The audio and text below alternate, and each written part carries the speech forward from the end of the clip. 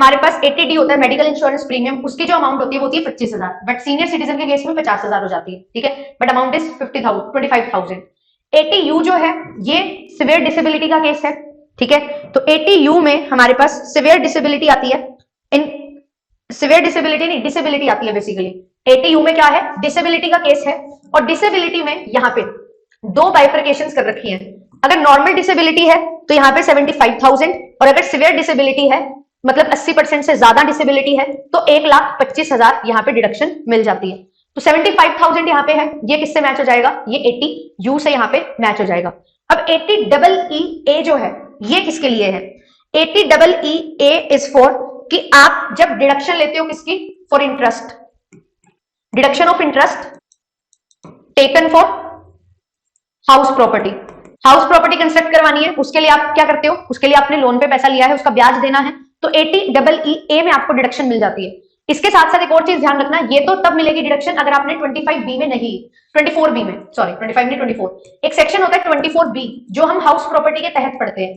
House property के अंदर ही एक जो हेड होता है ना, उस हेड की डिडक्शंस आपको उसी हेड में कवर करवाई जाती है। तो या तो आप 80EE में ले सकते हो डिडक्शन, अगर आपने 24B में नहीं ली है, अगर 24B में ले ली तो यहाँ पे नहीं मिलेगी, एक जगह पे आप डिडक्शन ले सकते हो। तो यहाँ पे 80EE is for deduction of interest taken for house property. तो कितनी अमाउंट का यहाँ पे डिडक्शन है जो आपको मिलता है, तो वो ध्यान रखना है, यहाँ पे 1.5 लाख है, ठीक है। और 80TTB जो है ये किसके लिए है, ये है कि आपने इंटरेस्ट आपको मिला है, ठीक है, आपने कोई पैसा डिपॉजिट करवाया था, उस पे आपको इंटरेस्ट मिला है, इंटरेस्ट ऑन डिपॉजिट्स।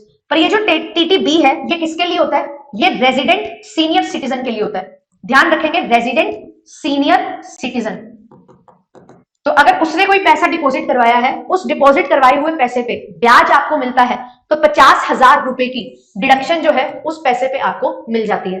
फिर एक होता है इसके साथ ही 80TTA, ये 80TTB किसके लिए था, सीनियर सिटीजन के लिए। ये क्या है, ये कोई भी नॉर्मल सिटीजन जो है उनके लिए आता है, ठीक है। ये क्या है, इंडिविजुअल या फिर HUF, ये दोनों अगर पैसा डिपॉजिट करवाते हैं सेविंग अकाउंट में, ध्यान देना, सेविंग अकाउंट में आपने कोई डिपॉजिट करवाया है तो उस डिपॉजिट पे आपको जो ब्याज मिलेगा उस ब्याज पे 10,000 की डिडक्शन आपको मिल जाती है अगर आप इंडिविजुअल और HUF हैं। अगर आप रेजिडेंट सीनियर सिटीजन हैं तो आपको वो 50,000 रुपए की डिडक्शन है जो मिल जाती है, ठीक है, सेविंग अकाउंट में ही अगर आपने पैसा डिपॉजिट करवाया है उसके इंटरेस्ट पे। तो ये आपको याद रखना है, पेपर में पूछा जाता है, ये इसकी स्टैट्यूटरी लिमिट्स हैं जिनकी डिडक्शन आपको यहाँ पे मिल जाती है, ठीक है। तो आंसर हो जाएगा ऑप्शन नंबर डी। यहाँ पे आपसे पूछा हुआ है इनमें से कौन सा समरी है जो मेजर करता है degree of loop sidedness in a distribution. जब हम बात करते हैं डिस्ट्रीब्यूशन की तो यहाँ पे हम हमेशा कर्व की बात करते हैं, फ्रीक्वेंसी डिस्ट्रीब्यूशन की बात करते हैं, अपने डेटा को एक कर्व की सहायता से डिनोट करते, प्रेजेंट करते हैं।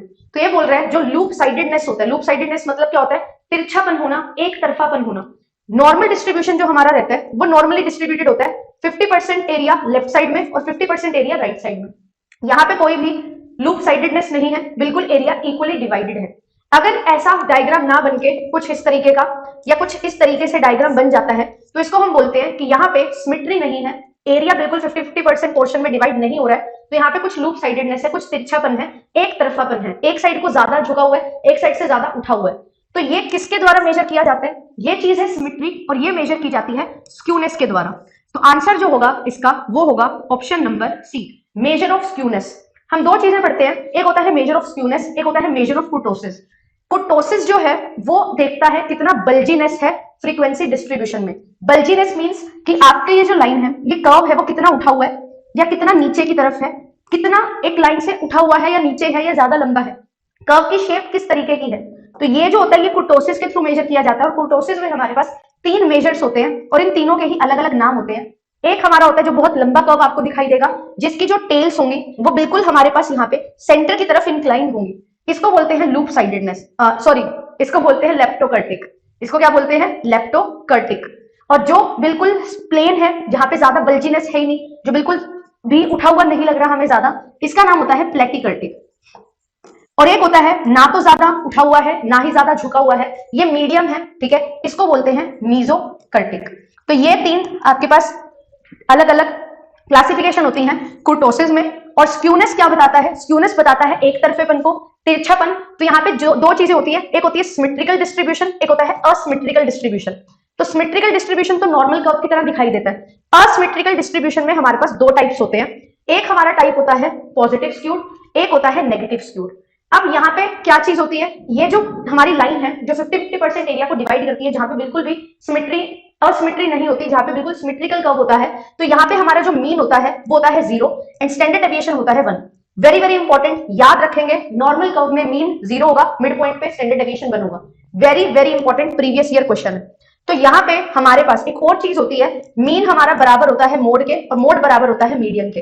तो measure of central tendency mid point पे तीनों बराबर होते हैं, बट जैसे ही असिमेट्री हमें दिखाई देती है, एक तरफापन हमें दिखाई देता है, तो यहाँ पे मीन, मोड और मीडियन जो है वो अलग अलग हो जाते हैं। तो यहाँ पे दो शेप बनती हैं, एक हम लेफ्ट टेल बोलते हैं, एक को राइट टेल बोलते हैं।